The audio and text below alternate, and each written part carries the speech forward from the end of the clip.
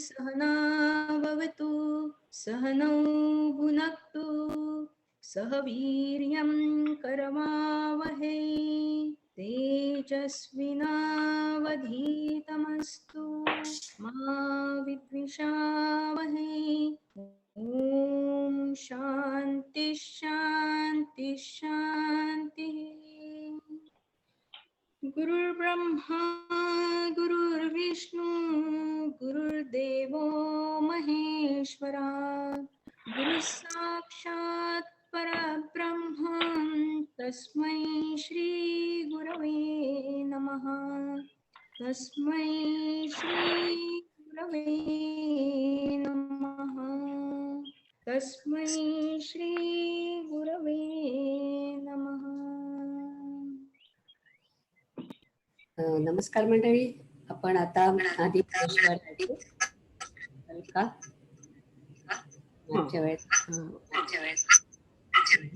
Parag, can you keep yourself mute, Parag? Thanks. It should be on mute only. सगळे जण mute वरच आहेत ना? It's पराग नव्हते. ओके, विजया ताई म्यूट वर नाहीये. आता केलंय मी तुम्हाला.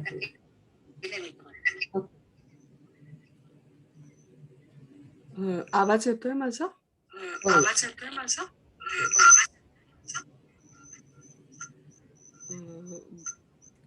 बरंच अवघड गेलं मला, कारण समजताना समजतं पण लिहायला बसल्यावरती कठीण जातं. थोडं मोठ्याने बोला. आता येतंय का? विजयाताई तुमचं पुन्हा अनम्यूट झालंय. विजयाताई हो, अलका बोलते.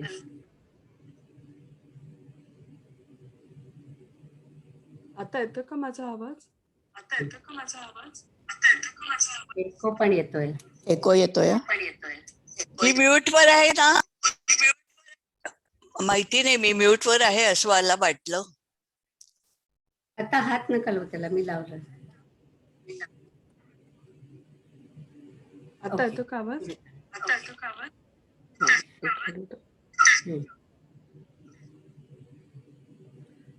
या अध्यायात भगवान अर्जुनाला ज्ञान विज्ञान योग सांगताना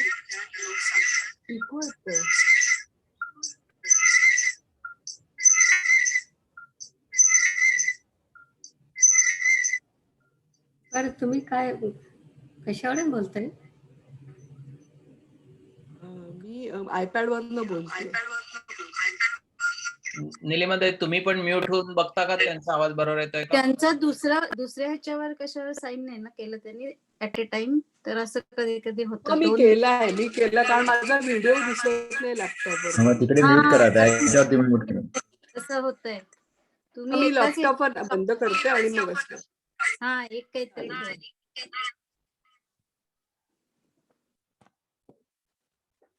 आता येते का?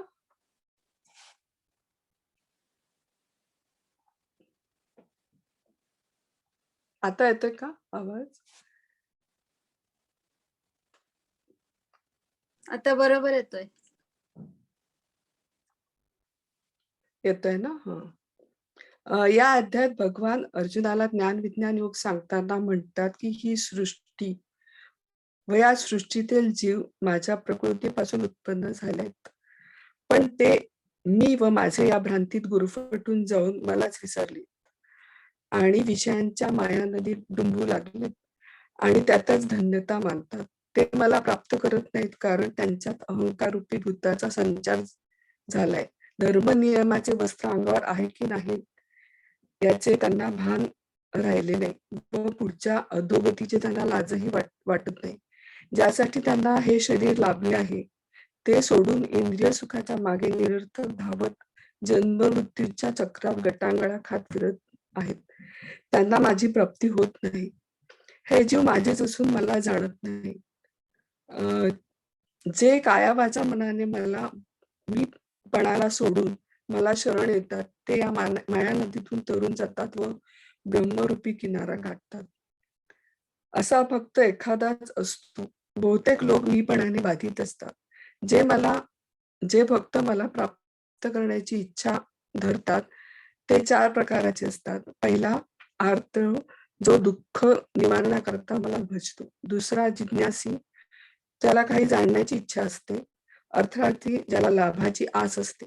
हे सर्व मला प्रियच आहेत, कारण ते माझी भक्ती करतात व मीही त्यांच्या कामना पूर्ण करण्यास सहाय्य करतो. पण ही भक्ती त्यांच्या इच्छेच्या प्राप्तीसाठी असते. पण मला आत्मत्वाने जाणून माझी निष्काम व आवडीने भक्ती करणारा चौथा ज्ञानी भक्त माझा लाडका आहे असे समज. त्याच्या ज्ञानाचा प्रकाशाने त्याच्या ठिकाणचा द्वैताद्वैत अंधार नाहीसा होऊन तो ब्रह्म ऐक्य भावाने मद्रूप होतो. मी व तो एकच असतो असे असले तरी तो माझी भक्ती करतो. त्यामुळे जशी वासराजवळ गाय आपसूक जाते तसा मी अशा ज्ञानी भक्ताकडे आपोआप आकर्षित होतो. अर्जुना, ही ब्रह्म ऐक्य स्थिती लाभणे सोपे नाही. विषयाचा त्याग, कामक्रोधाचा त्याग, निष्काम कर्म, भक्ती, गुरुसेवा, साधू संगती, सत्कर्माचरण, निषिद्ध कर्माचा त्याग, गुरुकृपा, ज्ञान लाभ अशी साधना केली असता हे जगत वासुदेव आहे अशी व्यापक प्रचिती येते. ही अशी प्रचिती अनेक जन्माने ज्यांना साध्य होते त्यांना सर्वत्र वासुदेवाची प्रचिती येते. असे महात्मे फार दुर्लभ आहेत. भोगा करता भक्ती करणारे पुष्कळ आहेत आणि मला सोडून अन्य देवतांची भक्ती करणारेही पुष्कळ आहेत. पण मी इतका उदार आहे की जो ज्या देवतांची भक्ती करतो त्याची त्या देवताविषयीची श्रद्धा मी स्थिर करतो आणि त्यांना त्यांच्या भक्तीचे फळही मी देतो. पण हे असं फळ नाशिवंत असतं. अर्जुना, माझ्या खरा पारमार्थिक स्वरूपाला कोणी जाणत नाही याचं कारण अहंकार, शरीर, इच्छा, द्वेष, द्वंद्व, मोह, आशा, असंतोष, विषयासक्ती असे परस्पर घनिष्ठ संबंध ज्याच्यामुळे बहुतेक जीव प्रपंचातच अडकतात. एक मिनिट.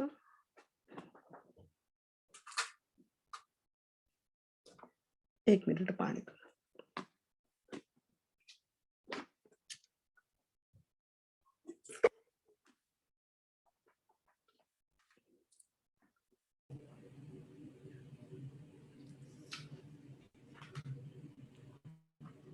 म्हणजे बघ, अथांग समुद्र इथपर्यंत वाचलं होतं ना मी.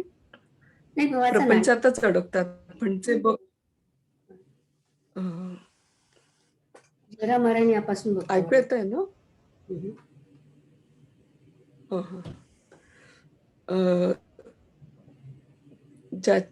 ज्याच्यामुळे बहुतेक जीव प्रपंचातच अडकतात. म्हणजे बघ, अथांग समुद्र समोर असताना डबक्यातच पोहण्यासारखे हे आहे. हे जे ह्या सर्वातून अलिप्त असतात ते द्वंद्व मोहयुक्त मुक्त होतात व मोक्षाकरता प्रयत्न करतात. ते माझ्या समग्र स्वरूपाला जाणतात आणि म्हणूनच त्यांना देहवियोगाचा प्रसंग जेव्हा येतो तेव्हा इतर जीवांना होणारे अंतकाळीचे कष्ट त्यांना बिलकुल होत नाही. ते प्रयाणकाली माझे ठिकाणी चित्त ठेवून योगयुक्त होतात. शेवटचे जे शब्द भगवंतांनी सांगितले ते ब्रह्मरसाने इतके परिपूर्ण होते की अर्जुन त्याच्यात मुक्त झाला आणि त्याला शेवटच्या शब्दाचा अर्थ कळला नाही असं मी लिहिलं, कारण आपलं ते झालं होतं. मी ते वाचून लिहिलेलं आहे. म्हणून भगवान अर्जुन विनंती करतो की त्याचा अर्थ मला सांगा. आलंय का मला तेवढं एवढं विशेष हे नाही म्हणजे ते आहे, एवढं सगळं कळलं cover नव्हतं केलं. शेवटचा अर्थ. शेवटचं 29वर राहिलं होतं की जे जरा व मरण यापासून मुक्त होण्याकरता माझा आश्रय करून यत्न करतात ते त्या ब्रह्माला, संपूर्ण अध्यात्माला व संपूर्ण कर्माला जाणतात. तेवढंच राहिलं होतं. हो. छान झालं. हो. तर तो 29वा श्लोक होता. आता 30वा श्लोक आहे. तर त्या श्लोकामध्ये अर्जुनाने 7व्या अध्यायाच्या शेवटी 7 प्रश्न विचारले. एक म्हणजे ब्रह्म म्हणजे काय, अध्यात्म म्हणजे काय, आदिदैव, आदिभूत, आदियज्ञ म्हणजे काय, कर्म म्हणजे काय, आणि 7वा महत्वाचा प्रश्न, योगी प्रयाण काळी तुला कसं जाणतात, म्हणजे मरणाच्या वेळी तुला कसं जाणतात. तर आणि याच्यानंतर गीतेत नसणारी 8व्या अध्यायाची प्रस्तावना ज्ञानेश्वरांनी अतिशय सुंदर सांगितलंय की भगवान कृष्णाचे ते शब्द पाण्यात पडलेल्या तारांच्या प्रतिबिंबासारखे वाटत होते आणि ही वाक्य म्हणजे आकाशाच्या घड्या आहेत, तर त्या आम्हाला उकळून दाखव असं अर्जुन म्हणतोय. असं त्यांनी ज्ञानेश्वर महाराजांनी लिहिलंय. आणखीन एक इथे भाषेचं सौंदर्य मला सांगायचंय. आता मी हे पॉइंट आउट करणार आहे तुम्हाला, कारण मला वाटतं की ते पण महत्वाचं आहे जेव्हा आपण ज्ञानेश्वरी वाचतो तेव्हा. तर शेवटी म्हणतात की माझी भाषा इतकी सुंदर असणार आहे पुढच्या अध्यायामध्ये की जसं फुलांचा सुगंध येण्याआधी नुसत्या त्याच्या दर्शनाने आपल्याला आनंद होतो, तसा बुद्धीच्या जिभा यांना जे शब्द आहेत त्याचा अर्थाचा गाभा चाखण्याआधीच नुसतं अक्षर पाहूनच इंद्रियांची तृप्ती होईल असं त्यांनी सांगितलंय. आणि म्हणजे बुद्धीला त्याचा शब्दांचं आकलन होण्याआधीच अक्षर पाहून इंद्रियांना आनंद होईल. ह्या 2 उपमा फार सुंदर रीतीने त्यांनी सांगितल्या आणि I can relate to it, कारण मला कधी पण फुलं पाहिली की माझं वेड लागतं. खरं म्हणजे त्याचा सुगंध याच्या आधीच वेड लागतं. आणि तसं ते म्हणतात की शब्द नुसते अक्षर पाहूनच सगळ्यांना त्याच्यामध्ये आनंद होणार आहे. तर आता विजयाताई तुम्ही तो 30वा श्लोक बघा, मग मी पुढचा.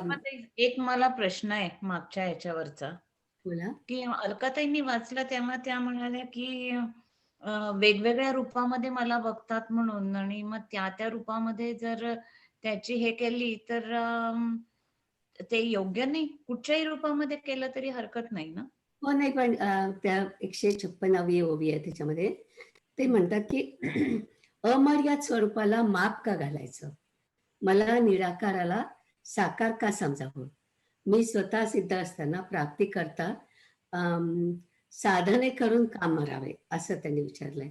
की तुम्हाला जर का समुद्र पूर्ण अवेलेबल आहे तर तुम्ही हातातल्या ओंजळीतल्या पाण्यामध्ये कशाला पोहायचं, अशा प्रकारची त्यांची जी उपमा होती ती इथे त्यांनी सांगितलं की तुम्हाला अमर्याद समुद्र मिळतोय आणि तेव्हा तुम्ही म्हणताय की नुसतं ओके ठीक आहे मी टबमध्ये पाणी घेऊन त्याच्यातच आंघोळ करून आनंदात राहीन, असं ते म्हणतात आहे.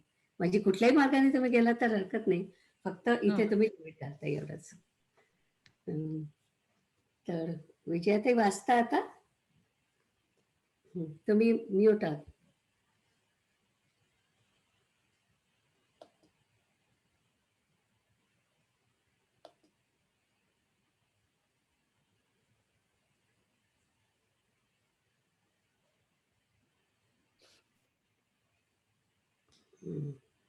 आता काय झालं? वाचू का? हा, वाचा. साधिभूताधिदैवं मां साधियज्ञं च ये विदुः प्रयाणं कालेऽपि च मां ते विदुर्युक्तचेतसः. अगं बाई, बदलो सगळंच गेलंय म्हटलं प्रिंट. अधिभूतासह शरीरासह मला परमात्म्याला अनुभवाच्या द्वारा यथार्थ जाणून, ज्यांनी अधिदैवाला म्हणजे जीवाला आकलन केले म्हणजे जाणले, ज्ञानावरील ज्ञानाच्या बळाने अधियज्ञ जो मी तो अनुभवास येतो ते पुरुष शरीराच्या वियोगाच्या वेळेला दुःखी होत नाहीत. पुढे काय सगळं 3-4 लाईनी गेल्याच आहेत. हा तेवढं मी वाचते. माझ्याकडे पुस्तक आहे. सहज हा. विचार करून पाहिले तर आयुष्याची दोरी तुटली की मरणाऱ्या प्राणांची खळबळ उडते. ती पाहून न मरणाऱ्यांच्याही चित्ताला प्रलय का ओढवला असं वाटत नाही काय. परंतु ज्ञानी पुरुषांच्या बाबतीत कोण जाणे कसे होते ते. जे बस. माझ्या स्वरूपाशी जे एकदम माझ्या स्वरूपाशी एकरूप होऊन गेले आहेत ते अंतःकालाच्या गडबडीत मला विसरत नाहीत. सहज पाहिले तर असे जे निपुण आहेत तेच माझ्या ठिकाणी स्थिर अंतःकरण झालेले योगी आहेत असे समज. ज्ञानेश्वर महाराज म्हणतात, त्यावेळी श्रीकृष्णाने सांगितलेल्या शब्दरूपी कुपीच्या खाली अर्जुनाच्या लक्षरूपी माहिती अर्जुनाची नाही काय आहे ते ओंजळ झाली. झाली नाही. कारण अर्जुन त्यावेळेला क्षणभर मागेच होता. देवाच्या सांगण्याकडे अर्जुनाचे लक्ष नव्हते. त्या ठिकाणी ते ब्रह्माचे प्रतिपादन करणारी वाक्य हीच कोडी फळे नाना प्रकारच्या अर्थरूपाने ती हा वाचते. हे जरा मोठा टाईप अर्थरूपाने- कराल का? हा मी पूर्णच वाचते. असू दे. नाही मी नाना वाचते प्रकारच्या नाही मी वाचते अर्थरूपाने- पण थोडासा मोठा टाईप हवाय. नाना प्रकारच्या अर्थरूपी रसाने भरलेली होती व ती अभिप्रायाच्या सुगंधाने दरवळली होती. अशी ही श्रीकृष्ण रूपी वृक्षाची वचन रूपे फळे सहज कृपारूपी मंद वाऱ्याने अर्जुनाच्या कानरूपी ओटीत अकस्मात पडली. ती वाक्यरूपी फळे तत्वज्ञानाच्या सिद्धांताची जणू काय बनलेली असून ब्रह्मरसाच्या समुद्रात बुडवून मग तशीच ती जणू काय परमानंदाने घोळलेली होती. त्या फळांच्या शुद्ध चांगलेपणाने अर्जुनाला ज्ञानाचे डोहाळे लागले. ते डोहाळे आश्चर्यरूपी अमृताचे घुटके घेऊ लागले. या सुखसंपत्तीचा लाभ झाल्यामुळे स्वर्गाला वेडावून दाखवू लागला. अर्जुन एक मिनिट थांबा विजयताई. आता याच्या पुढचं मी वाचते.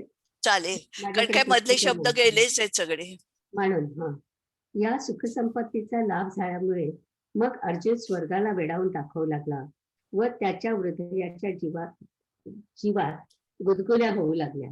याप्रमाणे त्या फळांच्या बाह्य सौंदर्याचे अर्जुनास सुख अनुभवायला येऊ लागले. तो इतक्यात त्या फळांच्या रसाची रुची घेण्याची तीव्र इच्छा त्याला झाली. ताबडतोब हनुमानाच्या तळहातात ती वाक्य फळे घेऊन अनुभवरूपी मुखात ती एकदम घालवयास अर्जुन पाहू लागला.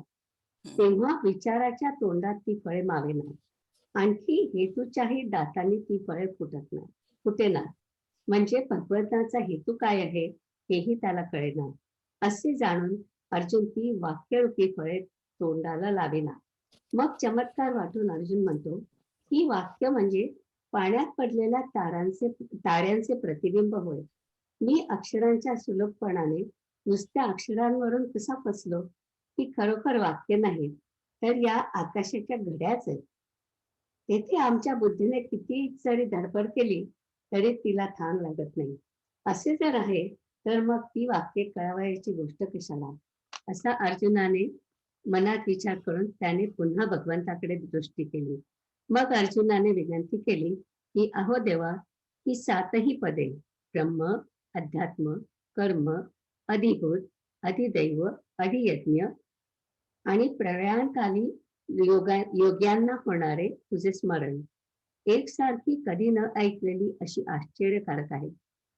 सहज विचार करून पाहिले तर या 7 वाक्यातील निरनिराळ्या प्रमेयांचा उलगडा वेगाने अवधान देऊन श्रवण केले असता त्या श्रवणाच्या बळाने काही बोलता येईल असे मला वाटले होते. पण देवा, हे तसे नव्हे. मी अक्षरांचा समुदाय पाहिला आणि माझ्या आश्चर्याच्या जीवाला आश्चर्य झाले. कानाच्या झरोक्या वाटे शब्दांचे किरण आत प्रवेश करतात न करतात तोच माझे लक्ष चमत्काराने चकित झाले. त्याचप्रमाणे अर्थाची मला इच्छा आहे. ती इच्छा किती आहे ते सांगताना जो वेळ लागेल तितका वेळ देखील विलंब सहन होत नाही. म्हणून अहो देवा, आपण त्याचे निरूपण लवकर करावे. अशा रीतीने देवाने मागे काय सांगितले याचा विचार करून व पुढे देव काय सांगतील या अभिप्रायावर दृष्टी ठेवून त्याचप्रमाणे आपली इच्छाही मध्ये शिरकावून अर्जुनाची प्रश्न करण्याची ही चतुराई कशी आहे पहा. ती भिडेची मर्यादा तर उल्लंघन करत नाही. एरवी तो श्रीकृष्णाच्या अंतःकरणाला आलिंगन देण्यास प्रवृत्त झाला. अहो, श्री गुरुला जेव्हा विचारायचे असते त्यावेळी असे अवधान ठेवावे लागते. हे सर्व एक अर्जुनच जाणतो. आता त्या अर्जुनाचे खुबीदार प्रश्न करणे व त्यावर सर्वज्ञ श्रीकृष्ण परमात्म्याचे बोलणे हे संजयास आवडल्यामुळे तो ते बोलणे कशा प्रेमाने सांगेल ते सरळ मराठी भाषेत सांगितले जाईल. त्या निरूपणाकडे लक्ष द्यावे. जसे कानाच्या आधी दृष्टीचा उपयोग होतो तसे बुद्धीच्या जिभेने शब्दातील अर्थ न चाकता केवळ अक्षरांच्या शोभेने इंद्रिय जगतील, म्हणजे इंद्रियांचं समाधान होईल. अहो, असे पहा की मालतीच्या काळ्या नाकाला खरोखर सुगंधाने चांगल्या वाटल्या, पण त्याच्या वरच्या शोभेने डोळ्यांना आल्हाद वाटत नाही काय? त्याप्रमाणे मराठी भाषेच्या सौंदर्याने इंद्रिये राज्य करतील व मग सिद्धांताच्या गावाला त्यास चांगल्या तयारीने जाता येईल. जेथे शब्द नाही सावतो ते बोलणे अशा सुंदर तऱ्हेने मी सांगेन, ते तुम्ही ऐका, असे निवृत्तीनाथांचे शिष्य ज्ञानदेव म्हणतात. ओके, विजयाताई आता तुम्ही ओव्या वाचन. जिनी साधी भूता माते, इथूनच वाचायचंय ना. हो. प्रतिती चैनी हाते धरुनी अधिदैवाते शिवतले गा जया जाणीवेचैनी वेगे मी अधियज्ञू दृष्टी रिगे ते तनु चैनी वियोगे विरह ये नभती.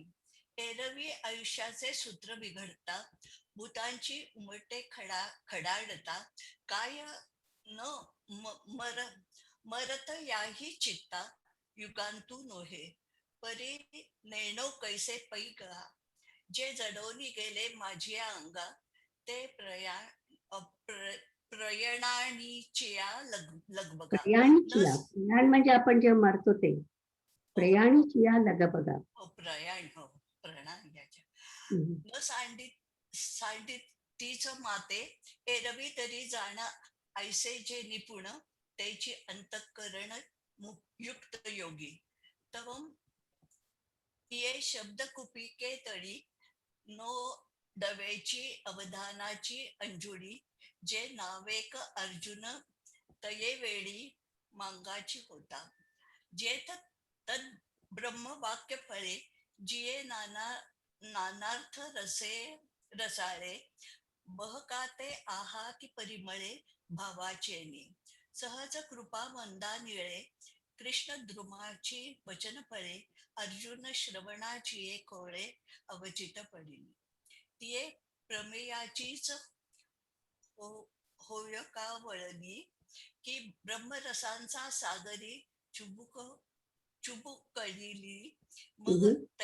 चुबुकळली तैसे मग तैसेच का घोडिली परमानंदे तेने बरबेपण निर्मळे अर्जुना उन्मेषाचे डोहळे घेता ती गळाळे विस्मयामृताचे तिया सुखसंपत्ती जोडलिया मग स्वर्गा वाती वाकुलिया हृदयांचा जीवी गुतकुलिया होत आहाती ऐसे वरचिनीची वरमा सुख जावो लागले फावा तव रसस्वादाचिया हवा लाहो केला झाकरी अनुमानाने करतळे घेऊन तिये वाक्य फळे प्रतितीमुखी एके वेळे घालू पाहिले तव विचाराचिया रसनान दाटती परी हेतूचाही दशनीन फुटती ऐसे जाणोनी सुभद्रापती चुंबिचिना मग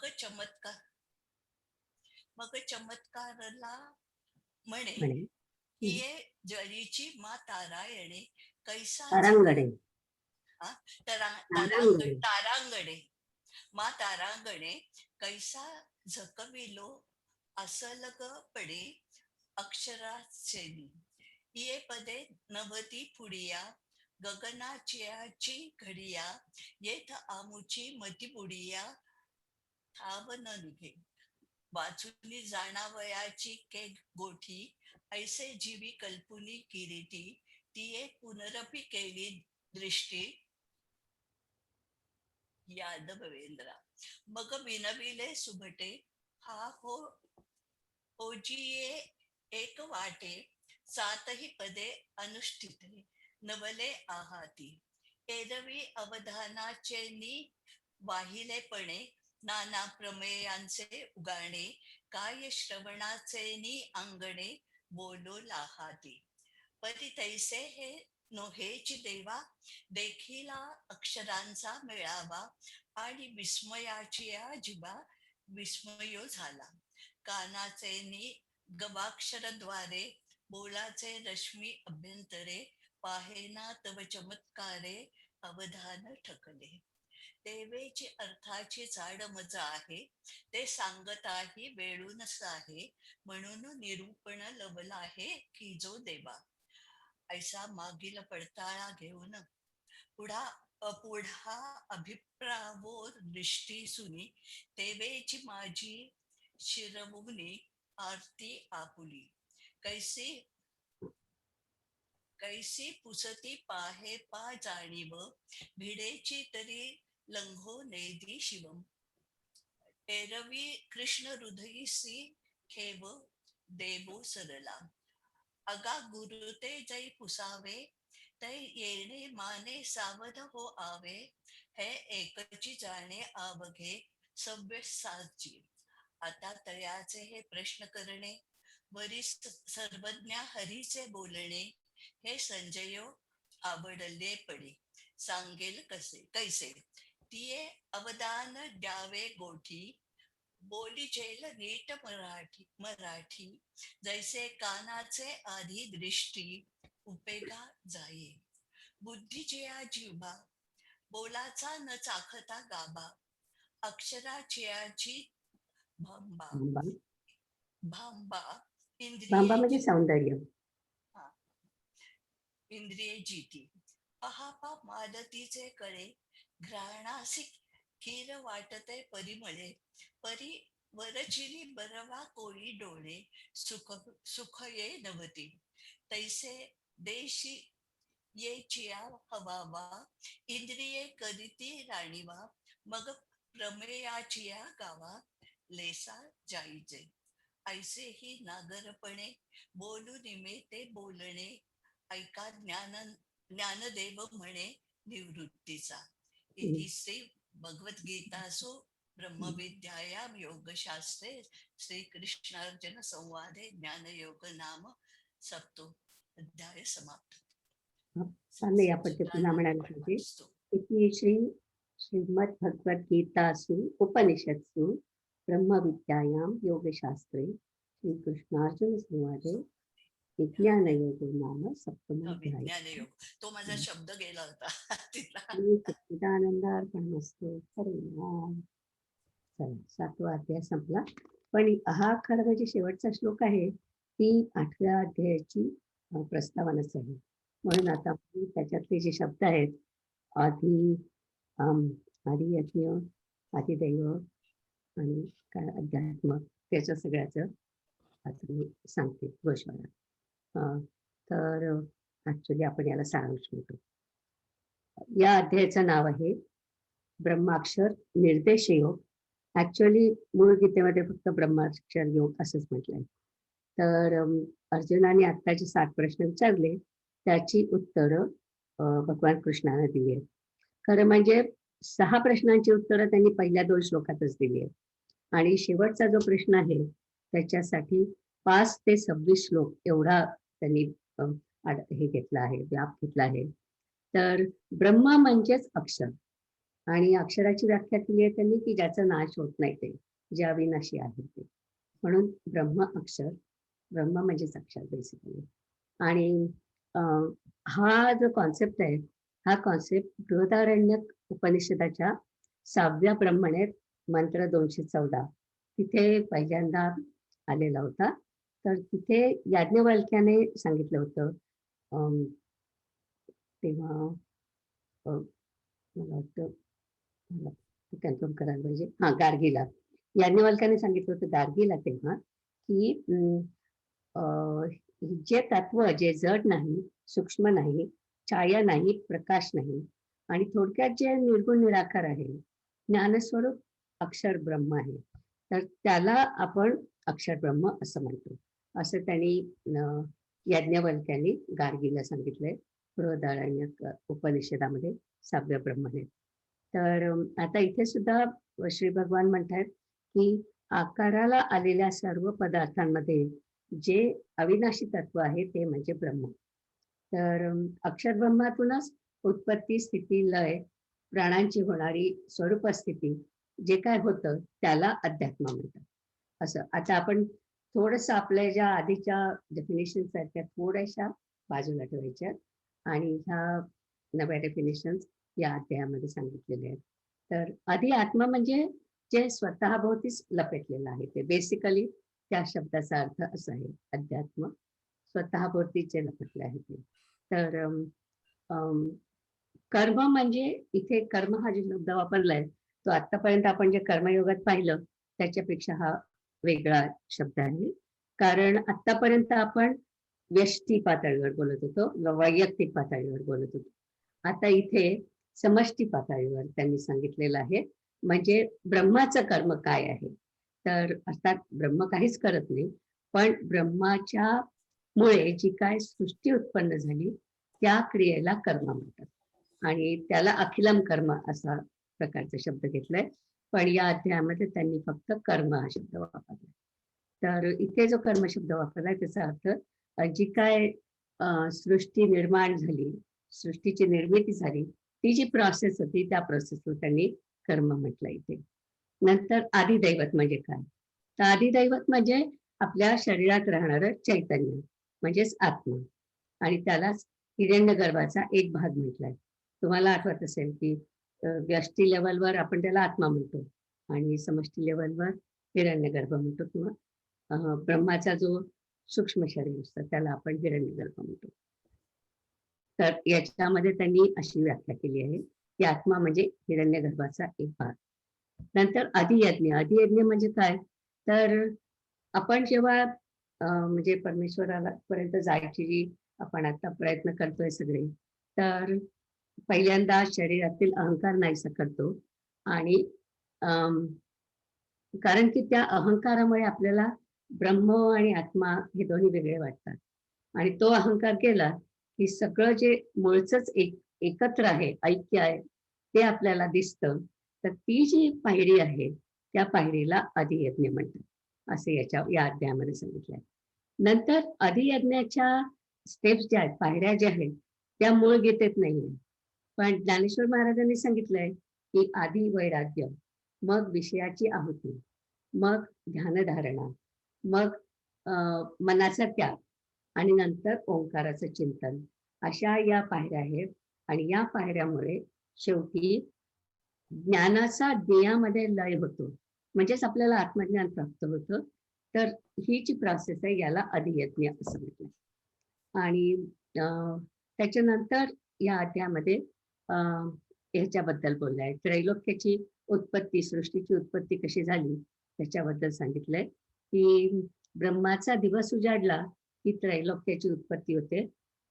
खरं म्हणजे अव्यक्त ह्याच्यामधून तो व्यक्त होतो, संपूर्ण त्रैलोक्य व्यक्त होतं, आणि ब्रह्माचा दिवस मावळला की त्रैलोक्य लयाला जातं. आणि मागच्या वेळी मी तुम्हाला सांगितलं होतं की ब्रह्माचा दिवस म्हणजे आपले 4.332 बिलियन इयर्स एवढं त्याचं आहे. कारण 4 युग असतात आपले, तर 4 युगांचे एकूण 4 युगांचे 1000 फेरे झाले की ब्रह्माचा एक दिवस होतो. तर यानंतर या अध्यायामध्ये जे काय सांगितलंय ते आपल्या दृष्टीने महत्वाचं आहे, कारण त्याच्यामध्ये उपासनेबद्दल सांगितलंय. तर ऍक्च्युअली इथूनच म्हणजे आपण जे म्हटलं की तत्पद जे सुरू होतं त्याच्यामध्ये या अध्यायापासून जे पुढचे आहेत त्यांना उपासना षटकम असंच म्हणतात, कारण की वेगवेगळ्या प्रकारची उपासना आता आपण बघणार आहोत. तर पहिल्यांदा उपासनेची व्याख्या केली आहे तुम्ही. तर उपासनेची व्याख्या अशी आहे, सगुण ब्रह्म विषय मानस व्यापार. सगुण ब्रह्म विषय मानस व्यापार म्हणजे मेंटल ऍक्टिव्हिटीज. पूजा म्हणजे उपासना नाही, कारण ते कायिक कर्म आहे. आपण हाताने ऍक्च्युअल करतो. जप किंवा पारायण हे सुद्धा कर्मकांडात येतात, कारण ते वाचिक आहेत. पण श्रवण, मनन, निधिध्यास किंवा ध्यान याला उपासना म्हणायचं. सगुण ब्रह्मविषय मानस व्यापार अशी त्याची व्याख्या केली. आणि उपासनेचे 2 भाग आहेत. एक सगुण उपासना, म्हणजे एखाद्या देवाचं, आता वंदनाने जसं म्हटलं देवाचं प्रार्थना करण्यात काय चूक आहे, तर चूक काय देया, त्याला सगुण उपासना म्हणायचं आपण. निर्गुण उपासना म्हणजे निर्गुण ब्रह्माची उपासना, म्हणजे मी ओंकाराचा जप केला तर ती निर्गुण ब्रह्माची उपासना झाली. सगुण ब्रह्माची उपासना म्हणजे तुम्ही रामाचं ध्यान केलं तर ती सगुण ब्रह्म उपासना झाली. पुन्हा सगुण ब्रह्म उपासनेचे 2 भाग आहेत. एक म्हणजे सकाम. सकाम म्हणजे तुम्हाला अर्थात माहितीये की काहीतरी उद्दिष्ट मनात ठेवून, म्हणजे मला परीक्षेत पास होऊ दे म्हणून मी ते जे काय करेन ते सकाम झालं. किंवा निष्काम म्हणजे नुसतंच मोक्षप्राप्तीसाठी किंवा भक्तीसाठी आपण जे करतो. आता मला वाटतं आपल्या आयुष्यामध्ये आपण जे काय करतो ते सगळं निष्काम आहे. त्याच्यामध्ये काही विशेष आपण असं पाहिजे म्हणून असं काही करत नाहीये. नंतर आपण सगुण उपासनेचे 2 भाग पाहिले. तसेच निर्गुण उपासनेचे पण 2 भाग आहेत. तर एक म्हणजे निर्गुण उपासना हे जीवनमुक्तीचं साधन ठरू शकतं. आपण 4थ्या अध्यायात पाहिलं होतं की वेदात श्रवण, मनन, निधिध्यास म्हटलं आणि मग शेवटी सांगितलं की त्याच्यामुळे जीवनमुक्त होता येतं. पण त्या आधीची जी पायरी आहे ती निष्काम उपासना. आणि पुन्हा आपण 12व्या अध्यायामध्ये ते पुन्हा पाहणार. निष्काम उपासनेचा दुसरा प्रकार सगुण निष्काम उपासना. तर आपले जे सगळे संत मंडळी आहेत ते जन्मभर ईश्वराचं चिंतन करतात, पण त्यांना काही असं हवंय असं काही नसतं. म्हणजे त्याच्यामध्ये त्यांचं उद्दिष्ट काहीच नसतं, फक्त परमेश्वराचं भजन करायचं, स्मरण करायचं. तुकाराम म्हणा किंवा जनाबाई म्हणा किंवा कोणी म्हणा, ज्या काही कोणी आपल्याला संत मंडळी दिसतात त्यांची सगळ्यांची जी उपासना असते ती सगुण निष्काम उपासना, ती त्यांची त्या प्रकारामध्ये मोडते. कारण ते संत मंडळी जेव्हा ईश्वराचं चिंतन करतात तेव्हा ते मरतानाही ईश्वराचं चिंतन करतात आणि त्यांना कदाचित वेद म्हणजे काय हेही ठाऊक नसेल. आता समजा चोखामेळा आहे वगैरे, त्यांनी कधी नुसतं ऐकलेत नामदेवांची भजनं किंवा कीर्तनं, तेवढंच त्याला ज्ञान आहे. त्याला काय असं आपण वाचतोय तसं काही त्यांनी वाचलेलं नसणार आहे. पण ते ब्रह्मलोकाला पोचतात. आणि ब्रह्म म्हणजे जे निष्काम निष्काम सगुण उपासना जे करतात, निष्काम निर्गुण उपासना जी करतात ते ब्रह्मलोकाला पोचतात आणि त्यांना तिथे आत्मज्ञान होतं आणि मग ते मुक्त होतात. तर हा जो प्रवास आहे या संत मंडळींचा त्याला क्रममुक्ती म्हणतात. तर क्रममुक्तीबद्दल पुन्हा या अध्यायामध्ये आपल्याला सांगितलं.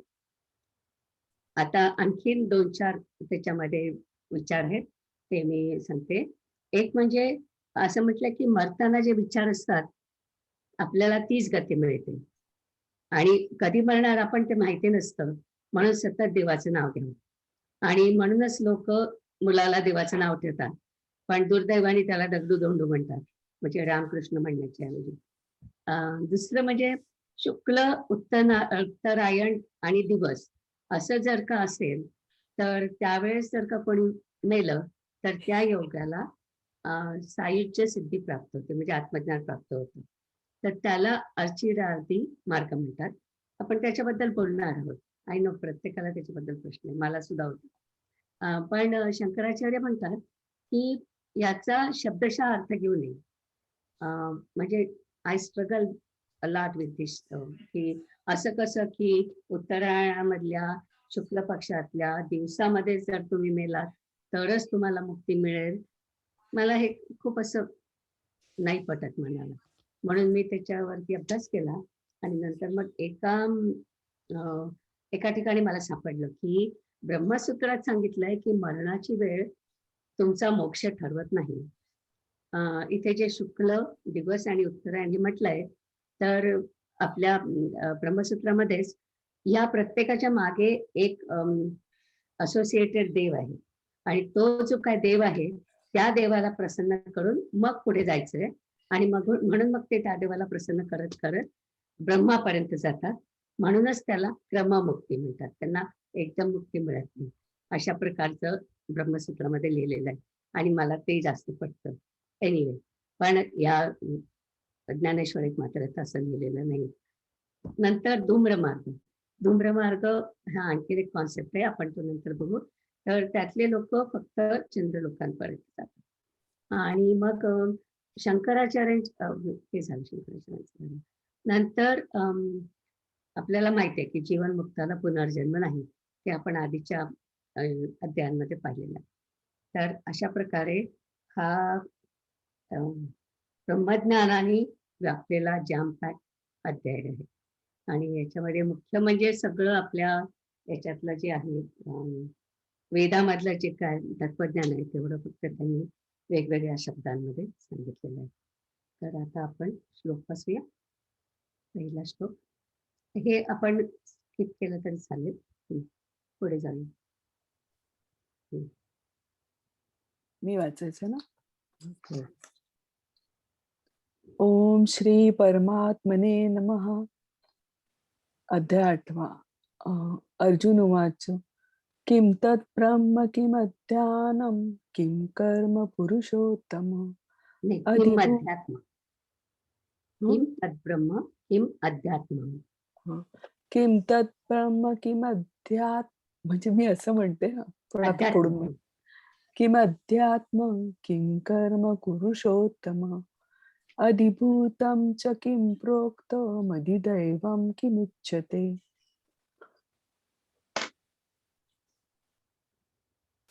अर्जुन म्हणाला, हे पुरुषोत्तमा, ते ब्रह्म म्हणजे काय, अध्यात्म म्हणजे काय, कर्म म्हणजे काय, अधिभूत कशाला म्हणतात, अधिदैव कशाला म्हणतात. मग अर्जुन म्हणाला, अहो महाराज, ऐकले का, मी विचारले ते सांगा. ते ब्रह्म कोणते, कर्म कशाचे नाव आहे आणि अध्यात्म म्हणतात ते काय, अधिभूत म्हणतात ते कसे आहे, यात अधिदैव ते कोण आहे हे मला स्पष्ट समजेल असे सांगा. मग अर्जुने म्हणितले, हा होजी अवधारिले, जे म्या पुसिले ते निरूपिचो, सांगा कवण ते ब्रह्म, काय सया नाम कर्म, अथवा अध्यात्म काय म्हणिपे. अधिभूत ते कैसे, एथ अधिदैव ते कवण असे, हे उघड मी परियेसे, तैसे बोला.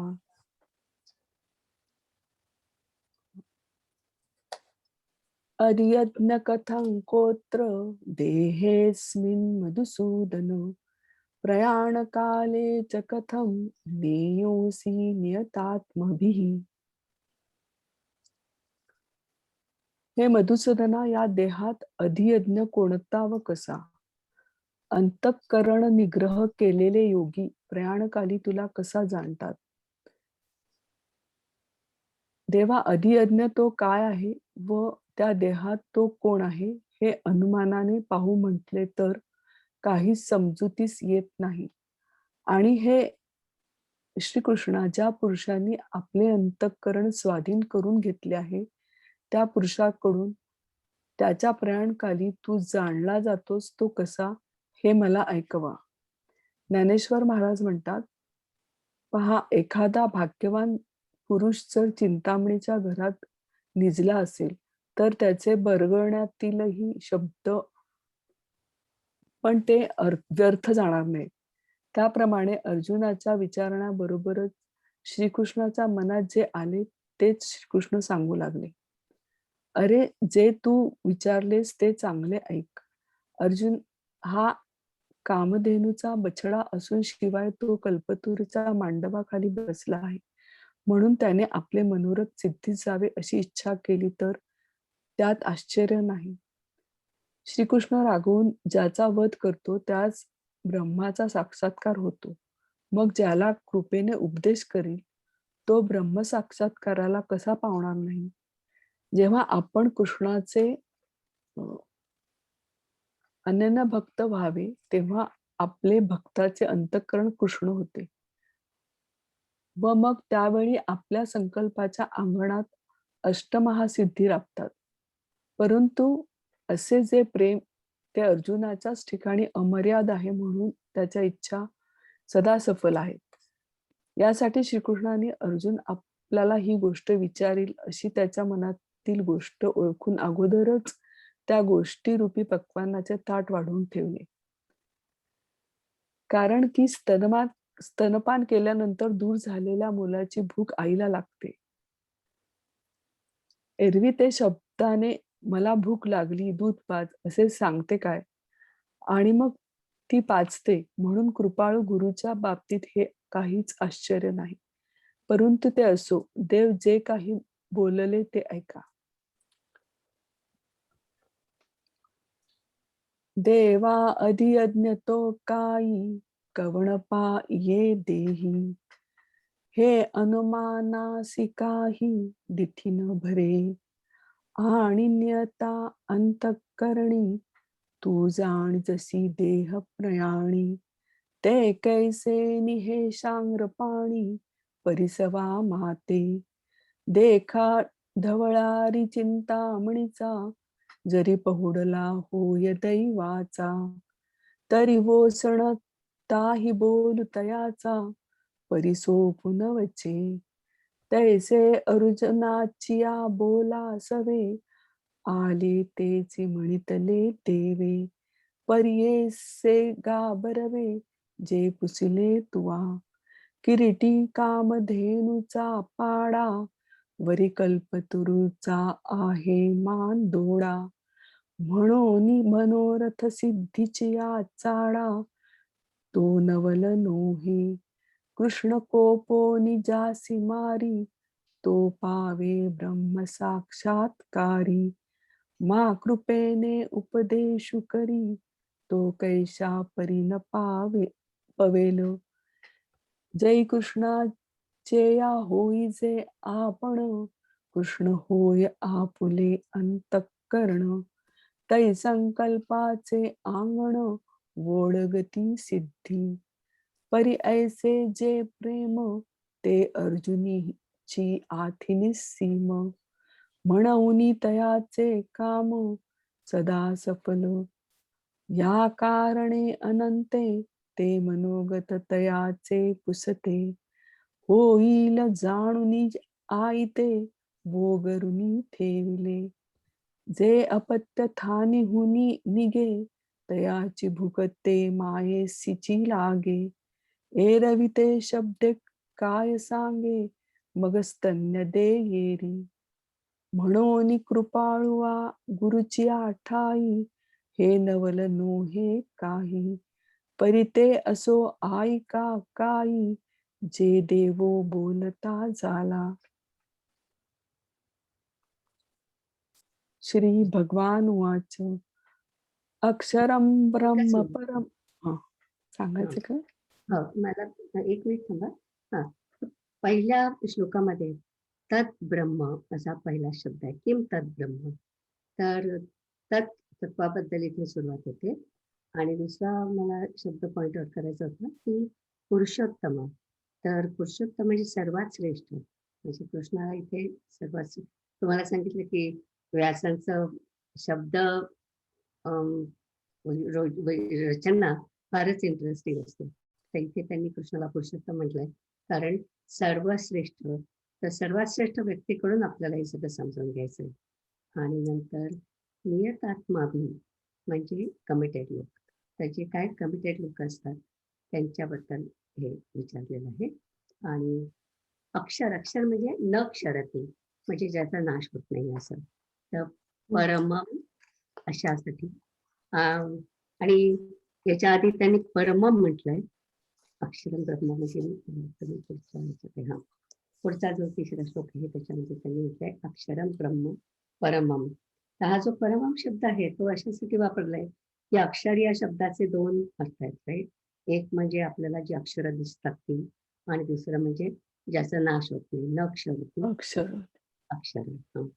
तर म्हणून त्याच्यासाठी त्यांनी आधी परमम म्हटलंय, की परमम म्हणजे लिहिण्याचं अक्षर नाही, हे आपल्याला क्लिअर करण्यासाठी त्यांनी परमम अक्षरम असं म्हटलं. पण बेसिकली त्यांना अक्षर ब्रह्म एवढंच म्हणायचं. तर ते मला सांगायचं होतं. ओके, जाऊया पुढे. श्री भगवानुवाच अक्षरं ब्रह्म परमं स्वभावो अध्यात्ममुच्यते भूतभावोद्भवकरो विसर्ग कर्म संहितः. श्रीकृष्ण म्हणाले, जे परम अविनाशी आहे ते ब्रह्माची आकाराच्या उत्पत्ती विनाशाबरोबर उत्पन्न व नष्ट न होणे ही जी सहज स्वरूप स्थिती तिला अध्यात्म असे म्हणतात. अक्षर ब्रह्मापासून भूत मात्रादी चराचर पदार्थांची उत्पत्ती करणारा जो सृष्टी व्यापार त्याचे नाव कर्म. मग सर्वेश्वर श्रीकृष्ण म्हणाले, जे या सर्व फुटक्या नाशिवंत आकारा मात्रात गच्च भरले असतानाही कोणत्याही वेळी गळत नाही. एरवी त्याचा सूक्ष्मपणा पाहू गेले तर ते शून्यच वाटेल, पण ते स्वभावाने शून्य नव्हे, कारण ते मूळचे सत आहे. शिवाय ते इतके सूक्ष्म आहे की सूक्ष्मात सूक्ष्म जे आकाश त्याच्या पदरातून जे गाळून घेतले आहे, जे इतकेही सूक्ष्म असून झिरझिरीत असलेल्या या प्रपंच रूप वस्त्राच्या गाळणीतून हलवले तरी गळत नाही, ते परब्रह्म होय. आणि आकाराला आलेल्या पदार्थाच्या उत्पत्ती बरोबर जे जन्मरूपी विकाराला जाणत नाही व आकारवान पदार्थ नाहीसे झाले तरी जे केव्हाही नाश पावत नाही. अर्जुना, याप्रमाणे आपल्या सहज स्थितीने असणाऱ्या ब्रह्माचे जे अखंडत्व, त्या अखंडत्वास अध्यात्म हे नाव आहे. मग ज्याप्रमाणे निर्मळ आकाशात एकदम निरनिराळ्या अनेक रंगाच्या मेघांच्या फळ्या कशा येतात हे कळत नाही, त्याप्रमाणे त्या विशेष शुद्ध व निराकार अशा ब्रह्माच्या ठिकाणी महतत्व वगैरे भूतभेदाने ब्रह्मांडाचे आकार उत्पन्न व्हावयासच लागतात. निर्विकल्प परब्रह्मरूपी माळ जमिनीवर मूळ संकल्प एकोहम बहुस्याहम रूपी अंकुर फुटतो आणि त्याचबरोबर ब्रह्मगोळकाचे आकार दाट येतात. त्या एक एक ब्रह्मांडामध्ये पाहावे तो ते ब्रह्मांड बीजानीच मूळ संकल्पानीच भरलेले दिसते व एकेका ब्रह्मांडामध्ये होणाऱ्या जाणाऱ्या जीवांची तर गणती नाही. आता इथे एक मिनिट थांबा.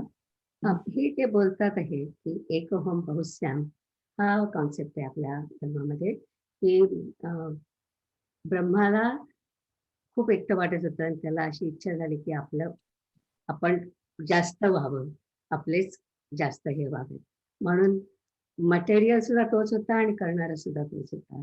अशा प्रकारे ब्रह्माने हे सगळं ब्रह्मांड निर्माण केले आणि वेगवेगळे ब्रह्मांड म्हणजे एक काय म्हणूया आपण, सूर्याची एक मालिका, अशा प्रकारचा एक कॉन्सेप्ट केला आपण. तर तसे अनेक ब्रह्मांड त्यांनी तयार केले आणि त्या प्रत्येक ब्रह्मांडामध्ये पुन्हा एक एक जीव निर्माण झाला आणि मग ही सृष्टी अशा रीतीने संपूर्ण अशी त्यांनी तयार केली. अशा प्रकारचा हा कॉन्सेप्ट आहे. पण ते बरंच तिथे असल्यामुळे मी इथे थांबले. आता पुढे वाचा. मग त्या गोळकामधील अंशरूपी एक एक जीव असंख्य आधी संकल्प करावयास लागले. हे असो, याप्रमाणे सृष्टी फार वाढावयास लागली. पण दुसऱ्याशिवाय एक परब्रह्म सर्वत्र भरलेले आहे आणि त्याच्या ठिकाणी अनेकत्वाचा जसा पूर आला आहे, याप्रमाणे त्या ब्रह्माच्या ठिकाणी विषमत्व कोठून आले हे कळत नाही. तेथे उगीच स्थावर जंगम पदार्थ उत्पन्न होतात. ते पाहिले असता प्रसवणाऱ्या योनीचे लक्षावधी प्रकार दिसतात. इतर जीवाभावांच्या पालवीची काही गणनाच करता येत नाही. हे कोण प्रसवते? म्हणून पाहू गेले तर त्याचे मूळ ते शून्य आहे. म्हणून याचा मुळात करता कोणी दिसत नसून शेवटी याचे कारणही काही नाही व मध्ये कार्यच मात्र आपोआप वाढावयास लागले आहे. याप्रमाणे कर्त्याशिवाय अव्यक्ताच्या ठिकाणी ज्याच्या योगे हा भासमान होणारा आकार उत्पन्न होतो असा जो व्यापार त्याला कर्म हे नाव आहे.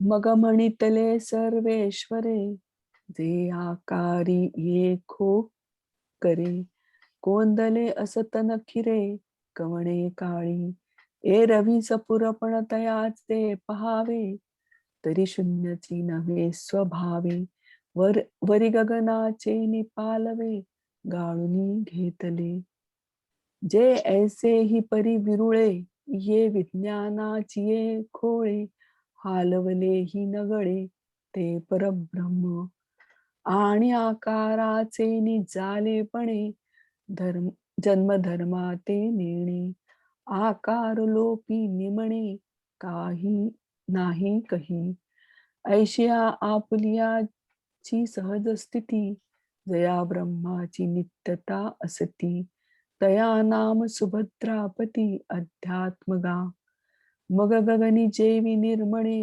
नेणो कैची एके वेळे उठती घनपटळे नानावर्णे तैसे अमूर्ती तिये विशुद्धे महदादिभूत भेदे ब्रह्मांडाचे बांधे होची लागती पै निर्विकल्पाची बरडी की आदि संकल्पाची फुटे विरुढी आणि ते सवेची मोडोनिये धोंडी ब्रह्मगोळकाची तया एकैकाचे भितरी पाहिजे तव बीजाचानी भरिला देखिजे माझी होतिया जातिया नेणिजे लेख जीवा मग तया गोळकाचे अंशांश प्रसवती आदि संकल्प असम सहास हे असो ऐसी बहुवस सृष्टी वाढे परी तुझे नवीन एकला परब्रह्मची संचला अनेकत्वाचा आला पूर जैसे समविषमत्व नेणे कैचे वायाची चराचर रचे पाहता प्रसवती आयोनीचे लक्ष दिसती ये रिजीव भावाची ये पालवी ये काही मर्यादाच करू नये पाहिजे कवण हे आघवे विये तव मूळ ते शून्य म्हणून करता मुदलन दिसे आणि शेखे कारण ही काही नसे माझी कार्याची आपैसे वाढू लागे ऐसे करते नवीन गोचरू अव्यक्ती हा आकारू निपचे जो व्यापारू तया नाम कर्म. म्हणजे जी सृष्टीची निर्मिती झाली त्याला अखिलम कर्म असं म्हटलेलं आहे. आणि या श्लोकामध्ये विसर्ग असा शब्द आहे. ऍक्च्युअली विसर्ग या शब्दाचा अर्थ ऍक्टिव्ह क्रिएशन असा आहे. आणि ही जी व्याख्या आहे इथे दिलेली ही सगळी ब्रह्मसूत्रातली आहे. पुण्येना पुण्य लोकम भवती. प्रत्येक प्राणी मात्र त्याच्या संचित कर्माप्रमाणे प्रारब्ध घेऊन जन्मतो. आपण त्या याच्यात पाहिलेलं होतं सायकलमध्ये. पण इथे आणखीन एक कॉन्सेप्ट असा आहे ब्रह्मसूत्रामध्ये, म्हणून याचा संदर्भ आहे म्हणून सांगते की फक्त आपण आपलं प्रारब्ध घेऊनच जन्माला येत नाही. आणखीन एक त्याला टँजंट आहे की आपल्याला आईवडील मिळतात ते देखील त्यांच्या आणि आपल्या सापेक्ष क्रमाने, म्हणजे त्यांचं जे काय प्रारब्ध कर्म असेल आणि आपलं जे काय प्रारब्ध कर्म असेल या सगळ्यांचं असं संयुक्त क्रम होतो आणि त्याच्यातून सृष्टी निर्माण होते. तर असं प्रत्येक जन्माला येणाऱ्या प्रत्येक प्राण्याचं, प्रत्येक योनीतील प्रत्येक प्राण्याचं होत असतं आणि ह्या सृष्टी निर्मितीला कर्म असं म्हटलेलं आहे. तर ओके, जाऊया पुढे. मीच वाचायचं का? 3 वाचायचं? अमृत मी सर वाचू? आहे. अमृत 4था श्लोक तू. बरोबर. बरं जागा वेळ आहे का आपल्याला? किती 9 वाजले का? आपण थांबू शकतो इथे जर का कोणाला काही प्रश्न असतील तर, नाहीतर मग आणखी एक श्लोक वाचू शकतो. Enough confuse? हा जरा सगळा मोठा आहे. हे आहे. हा नाही नाही. कठीण आहे हे. थोडक्यामध्ये सांगा काय वाचलं आपण आतापर्यंत ते. आतापर्यंत पहिल्या 2 याच्यात तर त्यांनी प्रश्न विचारला की हे सगळ्या 7 गोष्टी काय आहेत. नंतर मग अक्षर ब्रह्म म्हणजे काय ते त्यांनी सांगितलं तिसऱ्या ह्याच्यामध्ये. तिसऱ्या आणि चौथ्यामध्ये बेसिकली त्यांनी म्हटलं ना त्या 6 ज्या व्याख्या म्हटल्या त्या 6 व्याख्या त्यांनी तिसऱ्या आणि चौथ्या श्लोकामध्ये केल्या. तर ते मी पुन्हा वाचते जे काय मी आधी सांगितलं तुम्हाला ते. याच्यातलंच वाचते. तर त्याच्यामध्ये त्यांनी सांगितलं आहे की आदिदैव म्हणजे देवतांमध्ये कर्माचा फल जातात. ते अजून आपलं व्हायचंय पण पुढच्या ह्याच्यातलं आहे ते. तर देव समजा आपल्याला वाटलं वेगवेगळे देव आहेत तरी ते सगळे ब्रह्मच असतात. आदियज्ञ म्हणजे आपण आत्ताच बघितलं की जी प्रोसेस आहे आपली परमेश्वरापर्यंत जाईपर्यंत तर ती जी प्रोसेस आहे त्याला आदियज्ञ म्हणजे. आणि आपण मागच्या ह्याच्यामध्ये जे पाहिलं ती सृष्टीची निर्मिती कशी होते ते पाहिलं जाईल. तर सृष्टीची निर्मिती कशी होते म्हणजे आधी ब्रह्माला वाटलं की एक होम बहुश्याम म्हणजे आपण अनेक व्हावं आणि मग त्याच्यामधून हे सगळं झालं. पण तो तर काहीच करत नाही, ब्रह्म काहीच करत नाही. मग हे कसं निर्माण झालं? तर ते म्हणतात की हे आपोआप निर्माण झालं अव्यक्तामधून, कर्त्याशिवाय निर्माण झालं. आणि आधी हे सगळं अव्यक्त होतं आणि मग ते व्यक्त झालं. अशा प्रकारे ती सृष्टीची निर्मितीची कल्पना याच्यामध्ये त्यांनी मांडलेली आहे. तर तेवढंच आपण आता कव्हर केलं. आणि अक्षर ब्रह्मातून उत्पत्ती, स्थिती आणि लय ही पदार्थांची होणारी स्वरूप स्थिती म्हणजे त्यांचं जे काही चेंजेस होतात त्या चेंजेसला अध्यात्म म्हणतात. ओके, एवढं आपण आता कव्हर केलं. आणि आकाराला आलेल्या सर्व पदार्थांमध्ये आपल्याला माहिती आहे की ब्रह्म त्याच्यात सगळ्यामध्ये ब्रह्मच असतं म्हणजे तोच कर्ता आहे आणि तोच मटेरियल आहे. तर ते आपल्याला याच्यामध्ये सांगितलेलं आहे. ज्ञानेश्वरांनी कमाल केली याच्यामध्ये. निलिमाताई तुम्ही ते उत्तरायणचं सांगणार होतात ना नंतर का ते परत अजून नंतर सांगणार आहे? नाही ते उत्तरायणाचं आहे ना ते सांगायचं. उत्तरायण म्हणजे तेच ना जे भीष्मांनी त्या काय बरं बाणांच्या शय्येवरती वाट बघितली होती मग त्या पर्टिक्युलर टाइम मध्ये त्यांना मरायचं होतं म्हणून. त्यांना मरायचं होतं म्हणून त्यांनी ते टाइम असं केलं. राईट. पण असं किती जणांना जमतं आणि म्हणून का फक्त एक भीष्मच स्वर्गात जाणार का असं माझा प्रश्न होता. तेच मला तुम्ही सांगितल्या होती तेच मला म्हणजे मला वाटलं की कारण तुम्ही म्हणलात ना की मला हे आधी पटलं नाही पण नंतर मी जेव्हा दुसरं काही वाचलं तेव्हा ते त्याचा वेगळं म्हणून मला वाटलं त्याचं तुम्ही एक्सप्लेन करणार आहात आज का नेक्स्ट टाइम? आता आपण 6वा श्लोक आहे ना 6वा श्लोक तेव्हा मी सांगते. निलिमाताई मला सुद्धा तो प्रश्न होता निलिमाताई की ते जे त्यांनी म्हटलंय की शुक्ल पक्षातच वगैरे त्याच्यावर तुम्हाला काय एक्सप्लेनेशन तुम्हाला जे पटलं ते नाही मला समजलं ते तुम्ही परत एकदा सांगाल? तेच मी पण विचारत होते. ते म्हणजे ह्याच्यामध्ये काय म्हटलं त्यांनी की तुम्ही उत्तरायण शुक्ल पक्ष दिवसा जर तुम्ही मेलात तर तुम्हाला मोक्ष मिळेल. पण माझं असं म्हणणं आहे की जर तुम्ही खूप अगदी पुण्यवान असाल म्हणजे जन्मभर तुम्ही पुण्य केलं आणि जर का तुम्ही त्या समजा उत्तरायण आहे शुक्ल पक्ष आहे समजा रात्र आहे तर म्हणजे काय म्हणजे तुम्हाला मोक्ष नाही मिळणार हे पटत नाही ना आपल्याला म्हणायला. तर म्हणून मग ते त्याच्यावरती अभ्यास केला. तर परमार्थानंद म्हणून एक स्वामीजी आहेत त्यांनी त्यांचे मी खूप जणांचे लेक्चर ऐकले आणि मग त्याच्यामध्ये परमार्थानंदांनी त्यांनी म्हटलं की असं शक्य नाही आहे आणि मग त्यांनी ब्रह्मसूत्र सांगितलं की ब्रह्मसूत्रामध्ये असं सांगितलं आहे की मरणाच्या वेळेवरती मोक्ष अवलंबून तुम्ही जन्मभर जे काय कराल त्याच्यावरती मोक्ष अवलंबून असतो. तर पण मला ते कदाचित वाटलं पण काय ते नित्य तू काहीतरी म्हणत होती. सॉरी. नाही, मी म्हटलं की त्यावेळी जर आपण नाही मरण पावलो याचा अर्थ आपली मोक्षाची वेळ नाही आली, अजून आपल्याला करायला आपला काहीतरी कमी पडला. आपल्याला पुन्हा जन्म घ्यायचा असं. हा, पुन्हा हा, जन्म तेही शक्य घ्यायचा. आहे. पण तेही मला हे शक्य आहे. म्हणायचं आहे की ज्या व्यक्तीने समजा एखाद्या व्यक्तीने खूप चांगलं सगळं काम केलं आणि पण ते त्या जेव्हा व्यक्तीच्या कल्पनेप्रमाणे ना, देवाच्या कल्पनेप्रमाणे ते कदाचित अपुरच असेल. तुम्हाला वाटतं की तुम्ही खूप केला, परंतु may be it's not enough. पण म्हणजे असे किती लोक त्या पर्टिक्युलर टाइम फ्रेम मध्ये मरू शकतात नाही. म्हणजे खूपच कमी लोक जाणार. तर तुम्ही हे घेतली आणि एवढे संत मंडळी सगळे घेतले तर सगळेच काही त्या टाइम फ्रेम मध्ये मरू शकत नाही. एनिवे, पण मला जे मिळालं Anyway. explanation ते असं की ब्रह्मसूत्रामध्ये त्यांनी म्हटलं की मरणाच्या वेळेवरती तुमचं अवलंबून नसतं. हा पहिला भाग. आणि याच्यामध्ये जे म्हटलंय उत्तरायण, तर उत्तरायण हिचे उत्तरायण म्हणजे आपण जे उत्तरायण गृहीत धरतोय तसं नाहीये. उत्तरायण हा अनादर कॉन्सेप्ट आहे.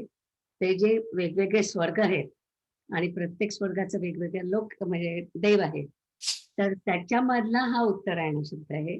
पुन्हा शुक्ल म्हणजे शुक्ल पक्ष नाही म्हटलं इथे, शुक्ल मार्ग असा एक कॉन्सेप्ट आहे ब्रह्मसूत्रात. तर तो शुक्ल मार्ग त्यांनी म्हटलेला आहे. आणि त्याच्यानंतर दिवस म्हणजे आपण दिवस रात्र म्हटलं तो दिवस नाही आहे. दिवस म्हणजे सूर्य अशा प्रकारचा अर्थ त्याच्यामध्ये आहे. तर सूर्य देवता म्हणजे या 3 देवतांना तुम्ही म्हणजे प्रार्थना करून जेव्हा तुम्ही पुढे जाता तर नेक्स्ट स्टेप इज ब्रह्म. मला वाटतं की that makes more sense to me. हे जास्ती पटण्यासारखं आहे पण मला वाटतं नाही का. हा, कारण म्हणून त्याला क्रममार्ग म्हणतात ना, की क्रमाक्रमाने तुम्ही वरती जाता. या लॉजिकल स्टेप्स वाटतात ना या तुम्ही आता ज्या सांगितल्यात त्या. तर परमार्थानंद म्हणाले की ते त्या 3 स्टेप्स आहेत म्हणजे क्रमाक्रमाने तुम्ही पुढे जातात म्हणून त्याला क्रममार्ग म्हणतात. म्हटलं दॅट मेक्स मोर सेन्स असं मला वाटतं. पण आता जे म्हटले ते खरंय, कदाचित त्यावेळेस त्या व्यक्तीची मोक्षाची तयारी झालेली नसते. हो ना, मेबी. आणि दुसरं एक इथे काय बरं दुसरं पण मला ते अजिबात पटत नाही की काय म्हटलं होतं मगाशी आपण सकाळी.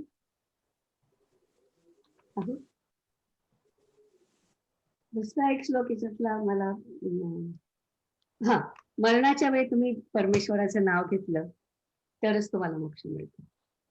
तर मग आमचे एक तदात्मानंद म्हणून स्वामीजी आहेत न्यू जर्सीमध्ये, ते अमेरिकन आहेत. तर ते म्हणले की मग आम्ही गेले 20 वर्ष परमेश्वराची भक्ती करतो. त्यांचं पूर्ण डेडिकेशन आहे. ते आता आपल्या धर्माचा एवढा प्रसार करतात हे सगळं. पण ते म्हणाले की पण मी जन्मलो इथे अमेरिकेत आणि वाढलो इथे. समजा म्हणजे की मला असं झालं की मी ड्राईव्ह करतोय आणि समोरून एक ट्रक आला वेगळ्या म्हणजे रॉंग डिरेक्शन मध्ये आणि तो माझ्या अंगावर आदळणार आहे. मला माहिती आहे मी मरणार आहे. तर मी काय हे राम थोडीच म्हणणार आहे. मी एक काहीतरी चांगल्यापैकी शिवी देत आहे. मग तेवढ्या शिवी माझं 20 वर्षाचं काम सगळं वाया जाईल का असं ते म्हणाले. मला इतकं खरं वाटलं की खरं आहे ना की म्हणजे तुम्ही असं पाहिल्यानंतर तुम्ही अगदी एक चांगली घाणेरडी शिवी देऊन मोकळे होणार आहेत राईट. तर तो म्हणला की अर्थात जे योगी असतात त्यांना काही रागवे घेत नाही असं म्हणतात, पण आमच्या नॉर्मल पीपल लाईक असं. तर म्हणून म्हणून देवा सांभाळ मला, मरणार आहे मी आता. काय कर देवा तू सांभाळ आता मला. म्हटलं होतं ना गांधीजींनी हे राम म्हटलं शेवटी राईट. तर त्यांनी म्हटलं होतं असं असतं. पण आपल्यासारखे नॉर्मल लोक जे असतात जे एवढं असं काही पोचलेलं नाही त्यांना मला वाटतं ते डिस्करेजिंग होईल असं पण त्यांना मोक्ष मिळणार नाही. ते सामान्यच आहेत त्यामुळे त्यांना मोक्ष नाही मिळणार एवढ्यात. कोणाला नाही म्हटलं जे हे राम किंवा असं काही म्हणत नाहीत ते सामान्य लोक म्हणजे रागाने काही पण म्हणू शकतात. मग त्यांना मोक्ष मिळणार नाही बहुतेक. परत पुनर्जन्म मिळेल. मला शिवाय येत नाही. Don't worry about that. अरे राम मरणाऱ्यांना पण मिळेल असं म्हणतात त्या. हरे राम असं केलं हा. तरी मिळेल असं म्हणतायत त्या. हो हो तेच म्हटलं मी. हरे राम असं अरे म्हटलं की राम मग किंवा हरे अरे राम नव्हे, देवा, हरे अरे राम. देवा असं केलं. हरे अरे राम देवा.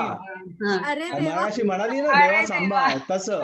हरे हा, राम हरे राम असं असं म्हटलं म्हटलं तर. तर ठीक आहे. नाही, माझ्या मुलाला नाही, गंमत म्हणजे श्रीकृष्णाने ज्यांना तसं मारलं म्हणता त्यांना तुम्ही सुद्धा मिळालं ना. sarcastically म्हणजे म्हटलं तरी सुद्धा मोक्ष मिळेल. अगदी अगदी पण ते खरं म्हणून आहे. तर ते वाल्मिकी ऋषींची तशीच गोष्ट आहे ना, ते मरा मरा मरा म्हणले पण ते that was captured as Ram Ram Ram. Ram Ram Ram. असं पण एका क्षणी तुम्ही जे काय म्हटलं त्याच्यापेक्षा मला वाटतं आयुष्यभर तुम्ही काय करता त्याच्यावरती नसावं नसलं पाहिजे ना, बरोबर आहे. कारण आपण आता एवढं सगळे चांगलं काम सकाम होतं ना, मग आयुष्य तुमचं सकाम झालं. जर तुम्ही नसलं पाहिजे म्हणत असाल तर असायलाच पाहिजे. मरतानाच आला पाहिजे आणि त्याच्या प्रॅक्टिससाठी आयुष्यभर म्हणा, मग बरोबर आहे. बरोबर. हा तेच ना, म्हणून तर मग लोक मुलांची नावं ठेवतात. हे राम म्हटलं की अरे राम दिवसभर तेच होतं राम असं. नाही असं नाही हो, पण म्हणजे I think what Amrit is trying to say is की म्हणून म्हणजे ह्या संतांचं जे नेहमी सांगतात ना की नामस्मरण म्हणजे काय. So you are just saying it without even knowing like तुमच्या ते ह्याच्यात बसायला पाहिजे की तुम्ही कंटिन्युअस नाम घेत असलात की तुम्ही आपोआपच शेवटच्या श्वासाच्या वेळी नामच येणार. एक्झॅक्टली, मला ते पटतं की तुम्ही जन्मभर म्हणत राहिलात, सतत म्हणत राहिलात तर तुम्हाला आपोआप तेच येणार तोंडामध्ये, राईट. हा, तर ते महत्वाचं आहे. पण फक्त शेवटच्या क्षणीच तुम्ही म्हटलं तर ते बरोबर नाही. येणं शक्य नाही. जर तसे तुम्ही असाल तरच येईल, नाही तर नाही. मला कल्पना खूप आवडली तुमची की मुलांची नावं तेवढ्यासाठी देवाचं. मी त्या दृष्टीने कधी बघितलंच नाही की आपण त्यांना हाक मारतो म्हणजे देवाचं नाव घेतो. नाव येतं पण पण खरं ते जर तुम्ही पार्ट म्हटलं नाही तर त्याला काय अर्थ आहे. म्हणजे नुसतं पूर्वीच्या पिढ्यांमध्ये पण आपल्या तेच होती ना, सगळ्यांची देवाचीच तर नावं असायची. पण मला असं वाटलं त्या मुलामध्ये काहीतरी देवाचं पाहिजे म्हणून, पण आपल्या नाही, दॅट वॉज द रिझन की त्यांना हाक मारलं की आपोआप देवाचं नाव घेतलं जातं. आपण आपल्या मुलांची नावं आता बदलूया आपण. हो ना, देवाची नावं वगैरे. शत्रू इथेच आहे माझ्या समोर, मला म्हणतो हे दॅट्स नॉट फेअर. देवीदास आले ना. निलिमाताई, हे ना हे कठीण आहे जरा, तर थोड्या याच्यात जास्त एक्सप्लेनेशन द्या. एकदम सगळं वाचायचं तर काहीतरी तुमच्याकडे असतील तर ते थोडं सांगा. ओके, चालेल. आपण कारण त्याच्यात सगळं अध्यात्म म्हणजे काय म्हणतात फिलॉसॉफीच आहे सगळे याच्यामध्ये असं. पण हो चालेल, थोड्या एक 10-15 ओव्या झाल्यानंतर आपण जरा एक्सप्लेन केलं तर लक्षात राहील चांगलं. आणि खूप कॉन्सेप्ट त्याच्यामध्ये आहे. नाही या आधी करूया तसं. आता सुरुवातच केली आपण, एकच श्लोक झाला आपला. आपण 3च झाले श्लोक आज आपले. 3 आणि 2 तर प्रश्नच आहे, फक्त एक तिसरा आहे त्याच्यातच उत्तर आहे. आणि तुम्ही सांगाल ते मग आपण हे म्हणूया. थांबूया आपण. रेकॉर्डिंग थांबवलं का नाही अजून? लिहायचं झाल्यावर थांबवशील? हा, माधवीचं झाल्यानंतर थांबवतो रेकॉर्डिंग. आता विश्वात्मके देवे येणे वाग्यज्ञे तोषावे, तोषो निमज द्यावे पसाय दान हे. जे खळांची व्यंकटी सांडो तया सत्कर्मी रती वाढो, भूता परस्परे जडो मैत्र जीवांचे. दुरितांचे तिमिर जाओ विश्वस्वधर्म सूर्ये पाहो, जोचे वांछील तो ते लाहो प्राणिजात. वर्षत सकळ मंगळी ईश्वर निष्ठांची मांदियाळी, अनवरत भूमंडळी भेटतू भूता. चला कल्पतरूंचे आरव चेतना चिंतामणीचे गाव, बोलते जे अर्णव पियुषांचे. चंद्रमे जे अलांछन मार्तंड जे तापहीन ते सर्वाही सदा सज्जन सोय रे होतु किंबहुना सर्वसुखी पूर्ण हो नीतिः लोकी वजिदो आदि पुरुषी अखंडित आणि ग्रंथोपजीविये विशेषी लोकीये दृष्टादृष्ट विजय होवावेजी तेथ म्हणे श्री विश्वेश्वराओ हा होईल दान पसाओ येणे वरे ज्ञानदेवो सुखिया झाला सुखिया झाला ओम पूर्णमद पूर्णमिदं पूर्णात् पूर्णमुदच्यते पूर्णस्य पूर्णमादाय पूर्णमेवावशिष्यते ओम शांति शांति शांति.